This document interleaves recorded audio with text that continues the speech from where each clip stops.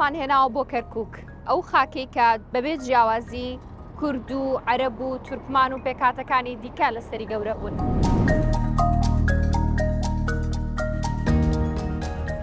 ئیتر لەسەر کوردستان بوو لەسەر کوردایەتی بوو وڵای چاوم زۆر لەسەری داناوە زۆر گیرستم بۆیە. یەک نەفەرێکی لەگەڵا بە ئەوەی من ئەو دوانە بەیە کۆشەید بن دوانی کەس ئەوش قلێکیانەوتە لەوێ وڵا ئەمانەی غەدریان لە کوڕەکەمان کرد نازانم ئەوانە چێ بوو. و بە قسەکردن و بە ڕەفتاریشم دیار بوو کە من بەنەتەوە کوردم تەسجیلی ناوەکەمیان نەئەکرد لە کۆلێژەکە بۆ ئەوەی وەربگیرم قوبوڵیان نەئەدادم. ئێمە تەفریقە ناکەین فێر بووینە تەفریقە ناکەین کورد و عەرەب و تورکمان و مەسیحی هەموو بەیەکەوەیشمان. چی تەفریقەکە؟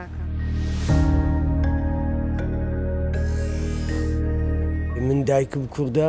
خێزانەکەشم کوردە خۆم تورکمانە مویە ناچێت لە مابێنمان. ئەگەرچی کەرکووک خاوەنی زێڕی ڕەشە بەڵام بۆ درەوشانەوەی پێویستی بە پێکەوە ژیان. من وەکو تورکمانێک هەمیشە دەڵێم کەرکووک زۆر بەبەختە چونکە ڕەنگاو ڕەنگە کورد، عەرەب، تورکمان، کریستیان و سابیعەی تێدایە. کەرکووک ئێمە بە بەرمیلش بارود داماناوە لە هەر تەوقعەکەم تەقێت.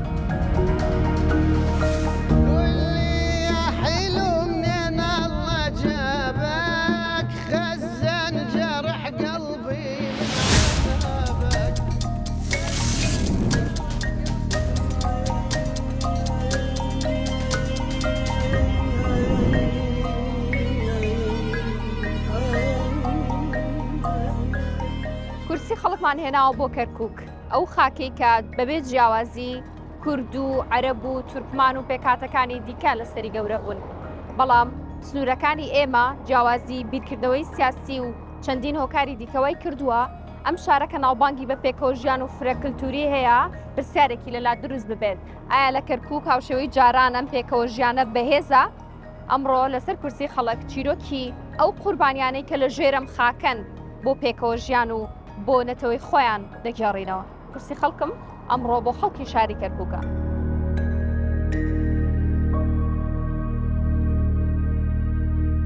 من هاوڕێکم هەیە عەرەبەیەکێکی تر لەولاوە دێ سەلامێک لە منەکە ئەمە ئەو تورکمانە ئەمە زۆر جوانیەک پەیوەندی تاک جوانیەکە لەوەیە کە هەر تاکێک لە چەند پێکهاتەیەکی جیاواز هاوڕێ هەیە بگەڕینەوە سەر لایەنی سیاسیەکە ئەتوانم بڵێم هەندێک جاروە ئەکا ئەم یەکسەر قوبوڵکردنەوە لە کەرکووکە کەم ئەکاتەوە. بە نمونەیەکی زیندوو بۆت باز بکەم کە من بەسەر خۆما هات یەکەم ساڵم بوو کە تەقدیمم کرد بۆ زانکۆ وەربگیرم زانیان من ناوەکەم زەنوێر پێشەوە سەردار هەموو ناوی سیانیم کوردی بوو و بە قسەکردن و بە ڕەفتاریشم دیار بوو کە من بەنەتەوە کوردم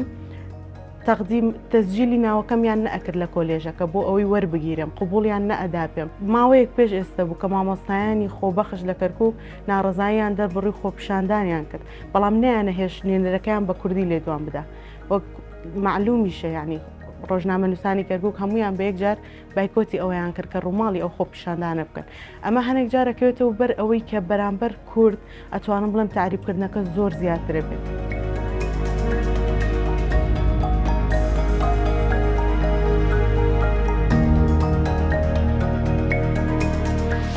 تەنیا لە شاری کەرکووکە لە عێراقە با بڵێن نەک لە شاری کەرکووک بەڵام نیوەی زیاتری ئەو قوربانیانە لە شاری کەرکووک بووە 254 قوربانی دەستی تیرۆرمان هەیە. لە دوای پرۆسی ئازادی هەندێک گوندمان ئاوادان کردەوە ئاوایەکانمان ئاوادان کردەوە کە 15 گوند بوون 15 ئاواییمان هەیە بەڵام لەگەر لە هاتنی داعش دوو ئاوایمان کەوتە دەستی داعش وێران کران و لە دوای 16 ئۆکتۆبەریشەوە شوێنەکانمان چۆڵ بوو و دەستی تیرۆر دەسەڵاتیان هەبوو خەرچێمە لەوێنەمان و ئێستاکە لە کۆی 15 ئاوایی 4 ئاواییمان ئاوادانە. دواتر شەوێکیان بە سەرباز و لایەنگرانی هەشت دوهاتن منیان گرت ساڵ 2021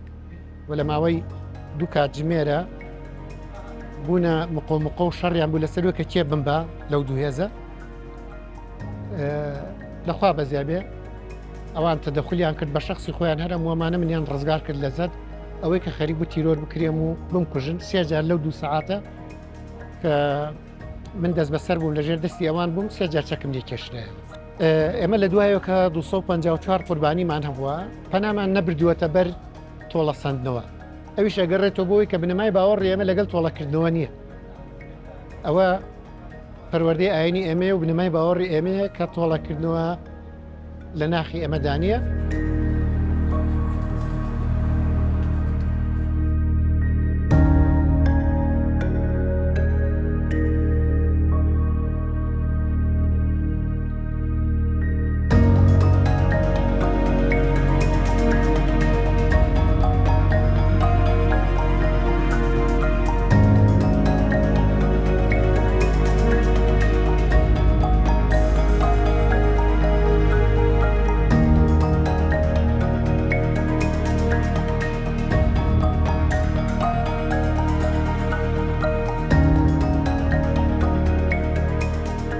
الحقيقة کوڕی ئێمە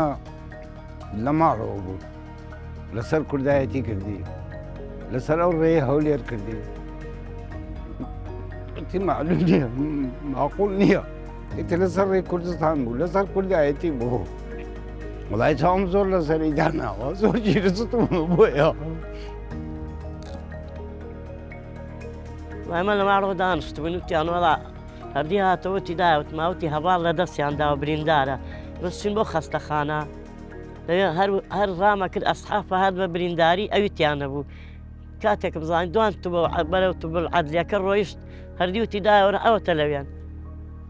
ڕۆژە ڕەش بوو خوا بە کەس پیشانی نەدایە خوا ڕۆرە خوایە یەک نەفەرێکی لەگەڵا بە ئەوەی من ئەو دوانە بەیەکەوە شەید بن دوانی کەس ئەوش قلێکیانەوتە لەوێ ئەوش شەید بوو بەنزینیە پرە لەبان جەعدەکە فەقیرە وڵا ئەمانێ غەدریان لە کوڕەکەمان کرد نازانم ئەوانە چێ بوون ناوڵا لە دوای شەید بوونی کوڕەکەم بەخوا ژیان نەما لە کەرکووک خۆشی نەما بەخوا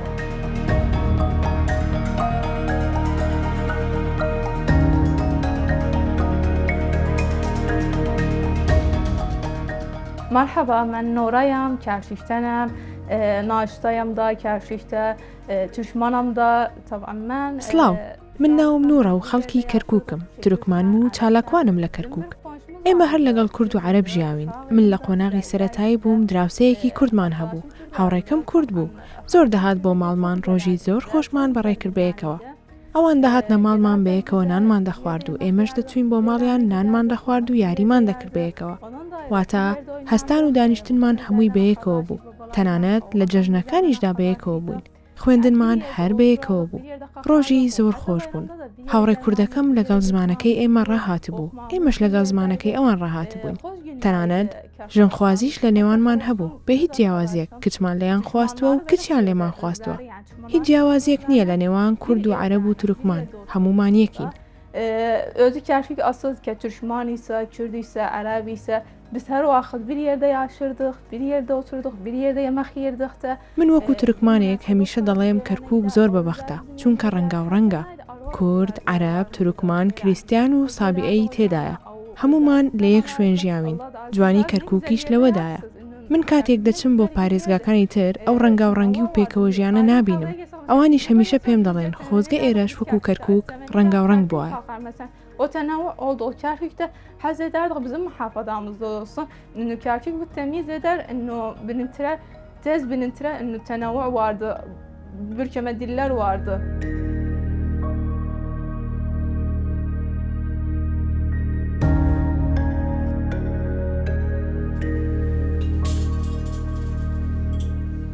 ئێمە تەبلیغە ناکەین فێر بووینە تەبلیغە ناکەین کورد و عەرەب و تورکمان و مەسیحی هەموو بەیەکەوەیشمان غێر موسڵمانێکە چیان بۆ چیە؟ هەر دەستیان بەتاڵە کاسبیان ئەگەر هەبێ و ئەم قسانە ناکەن ئیشیان نییە قساکەن بۆ خۆیان کات تووشی کێشە نەبووی لەگەڵیان ناوەڵە تۆ خۆشبی خوا حافیز باوە بەخێرچن ڕەفیق و کەسی نزیکت هەیە تورکمان عەرەب بەڵێ هەم ئەوانەڵێن ئەوان لای ئامۆزامش من کوردمەوان تورکمان خۆیان بە تورکمان دانیشتن مامە قەی ناکە وا فێرمە قەی ناکە چونکی نەناو تورکمان دانیشتونە فێر بنە تورکمانی قساکەن کوردەکانە برچووە بەخواوەی هەمووی بەیەکەوە دێنە بۆ ناو بازارە چونکی قەدیمی لێرە هەمووی ئەمان ناسێ خوانەگەڵات شێ بێ بە پەلەمانە خوارگە بە سزنی جێبێ هەموو پەلەمانەدا بۆ سزن.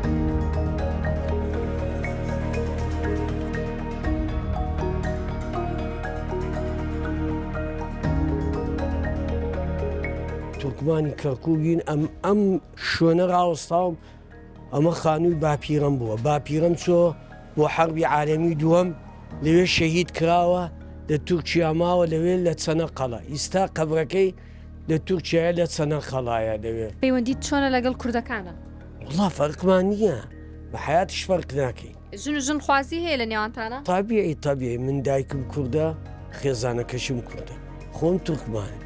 حتا ئیسا هیچ شتێ مابێنمان نەبووە مویە ناچێت لە مابێنمان ئەڵەن لێرە دراوسەکان ئاوا عەرەبێ تورکمانێ کورد بەڵێ ئەلێرا بوو عرب کەم و من بە تۆ بڵم زۆر کەم و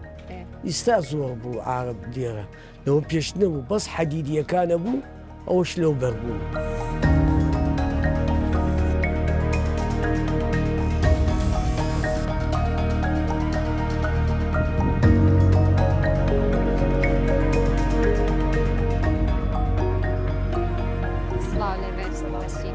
کوردی عەربی تورکمانی کوردم وڵا ئەڵەن لێرە بێ خۆیان بڵێن کوردمیان عەربمیان تورکمان چونکە هەرسێکیان زمانەکان ئەوەندە بە باشیە زانن ناتوانانی بە ئاستاری بزانی لێرە کێ عەرەبە و کێ تورکمان. وڵای بەدابەدەم بازارە بازاری کۆنە کوردی تیا عەرب شتیا تورکمان شتیا هەستێکی دیایە لەم بازارەیە پەیوەندیەکە چۆنە لە نێوان وڵای سپاس دەخوا تا ئەم دەقی ئایبینیە هەمی و برایە و کەس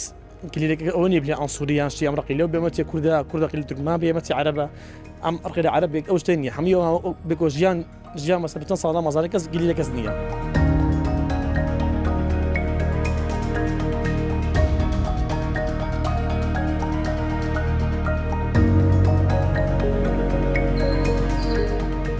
ڕاستیەک هەیە زۆر جارێمەی کورد گرەیەکەین ئەڵێن خەڵکی نەتەوەکانی ترخوان فێری زمانی کوردی ناکەن بەس لە کەرکووک ئەو تیۆریا هەڵەوەشێتەوە لە بەرۆی لێرە خەڵکی زمانەکانی دیکە تورکمان عەرب بە کوردێکی زۆر باش قساکەن نمونەی زیینوشم لەلایە کاک ئیسام چۆنی باشە بەخێر بین حیل چۆن و فێری کوردی بووی والله لێرە من سێ مەوجەیە ئەروەڵە هەب تورکیش یازان تورکی و عەربی و تورکی عەربی تورکمانی کوردی پەیوەندیت چۆنە لەگەڵ دراوسێک کورد و عەرب لێرە باشە حەمدلله فەرقی نییە کووردە و عەرەبە تورکمانە هەموو برایە ئەروەڵڵه دراوسەکانت چنەتەوەی والله لێرە من لە ئەسواقمەیە ئەنوە عشکردی لێرە کووردە هەیە تورکمان هەیە بەس وەڵە بەزەرکە زەعیفە زۆر زەعیفە زۆر هاوڕێت هەیە کورد عەرب طبعا ئەی ژن و ژن خوازی احتیادی سەرگیری ئاوسەرەکەت کوردیان تورکمانە من تورکمانە بەس ئەی مناڵەکانە کوردی زانن کوردی ئازان تورکی ئازانێ تورکمانی دراسەکە مەکتەب تورکیە بەڵام کوردی زانن ماشەڵڵە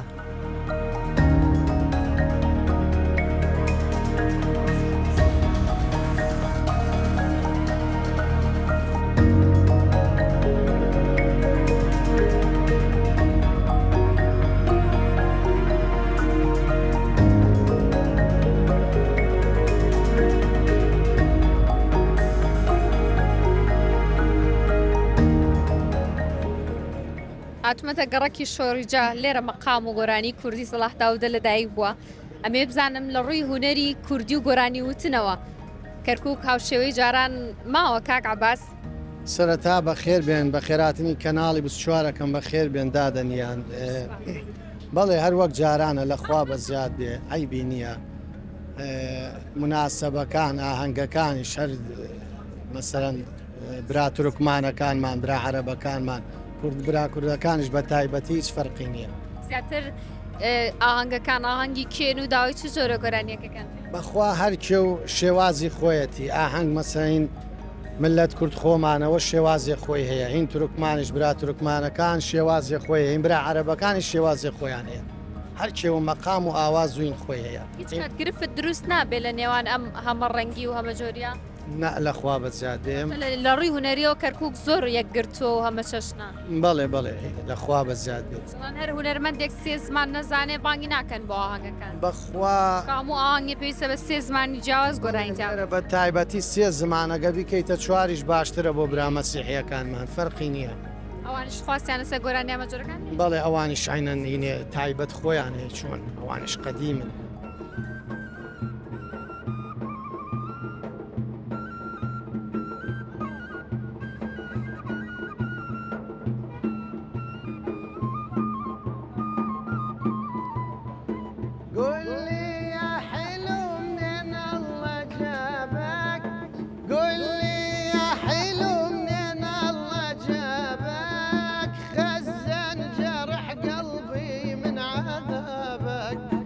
خزن جرح قلبي من عذابك جرح القلب من فرقاك خزان ما حد مثل بمحبوبتي ما حد مثل بمحبوبتي ما حد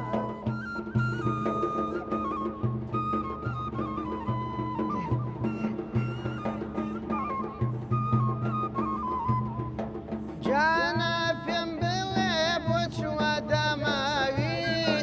جانا في بلب وشوى دماغي دلت درهنا مدستت خناوي دلت درهنا مدستت خناوي بوشا وجوانا بوسين قبانا بوشا وجوانا بوسين قبانا توبوشي لمن أقري مهانا توبوشي لمن أقري مهانا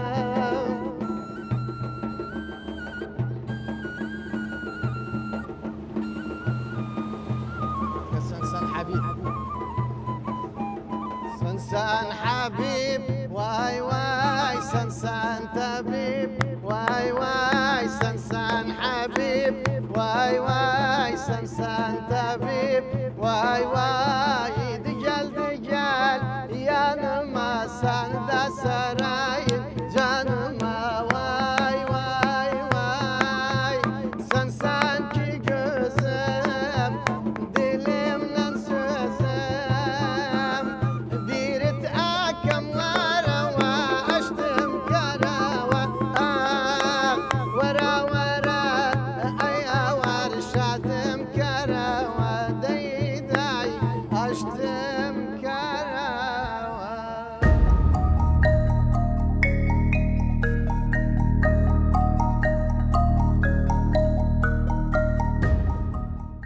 ئەمساگیان زۆر سپاس دەکەین بۆم دەرفەتە بەخێ بەسەر چاو زۆر مەمنون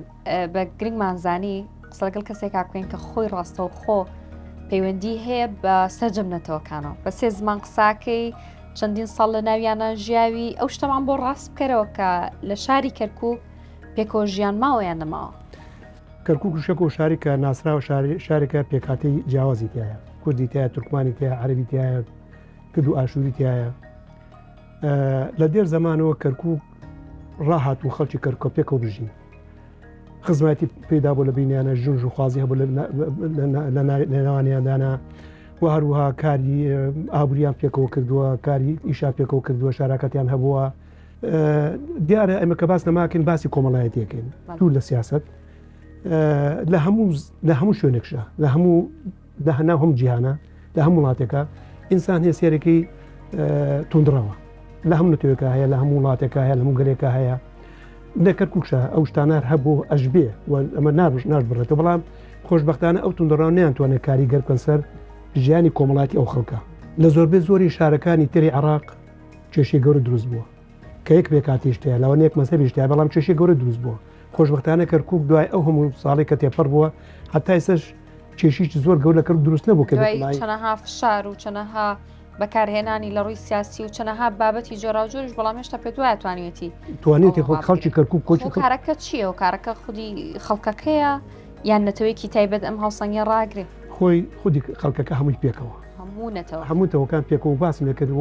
زۆربەی زۆر هەموو تەوەکان یعنی ڕاهاتن سەر پێکۆژیان من وەکو باسم کتەوە بەناڵێک مناڵەکان کە چاو بێکۆ چاوکردەوە لە ژیانە پێکەوە کارەکە نەگەڕەکان سێرەکەی لە کۆڵان لە قوتابخانەکان پێکەوە ئەخوێنن ئەمە کۆن تەرۆکتی کۆی ساکۆلۆکۆس جیاوازیەکەیە هەچ کەس بە زمانی خۆی زیاتر خوێنێ بەڵام دیسان لە گەڕەکانێک ئەبینی لە هەر شوێکیان بینی پێکەوە کارەکەن پێکەوە هەڵستن قساکەن بە زمان یەکتری قساکەن فێری ئادا و تەقالید یەکتری بوون ئەمانە بۆتە هۆی ئەوەی کەەوە پێکەوژیان لە کەرکووکە بەرقەرار بێت. خۆت مامۆستا چیرۆکت هەیە لەگەڵ نەتەوە جیاوازەکانە شتانێک بێت کە شتی جوانە لێ بینی بێتن کە ئەو بیر و ڕای کە بڵێن کێشە هەیە کوردەکان لەگەڵ عەرەب و تورکمانەکانە کاڵی بکاتەوە؟ من بۆ نمونە باسیوتەوە کە من وەک ئۆزان پیشێ من پارێزەر بوو. من لە کاری پارێزارەتە هەتا شوقەیەکم برووەک ئۆفیس بۆ خمدامدا لە شەقامی جمهوری لە کەرکووک لە عیمارە ئەوقاف ئێمە حتا ساڵ نێوتەکان اعتیادی زۆر بۆمان شوقەی عایدی ئەوقافە هەموو ساڵێک عەقدەکەمان تازا کردەوە لە ساڵی 90 بوو کاتێەوە هات کە دیسان چین مزایدی ئەوتەبەکان بکەین هیچ لایەکمان تەبیعی هیچ لایەک هیچ نەتەوەیەک ناچۆ سەر برادەرەکەی خۆی دۆستەکەی خۆی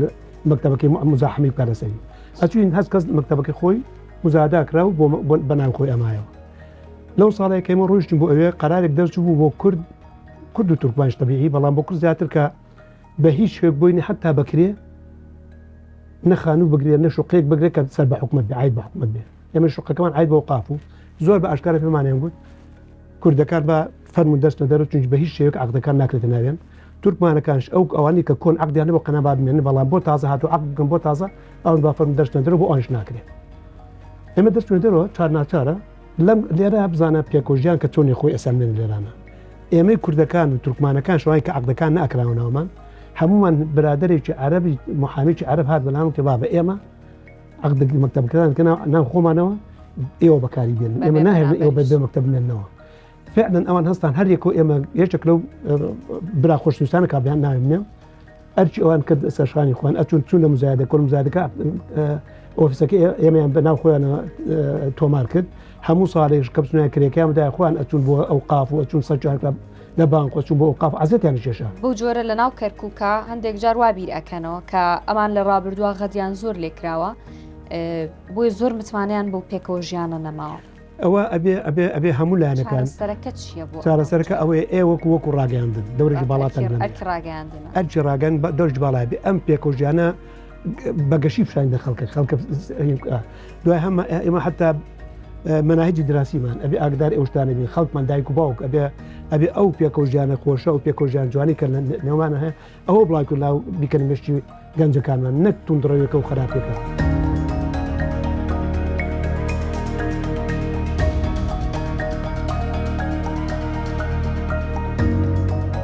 ئەگەرچی کەرکووک خاوەنی زێڕی ڕەشە بەڵام بۆ درەوشانەوەی پێویستی بە پێکەوە ژیان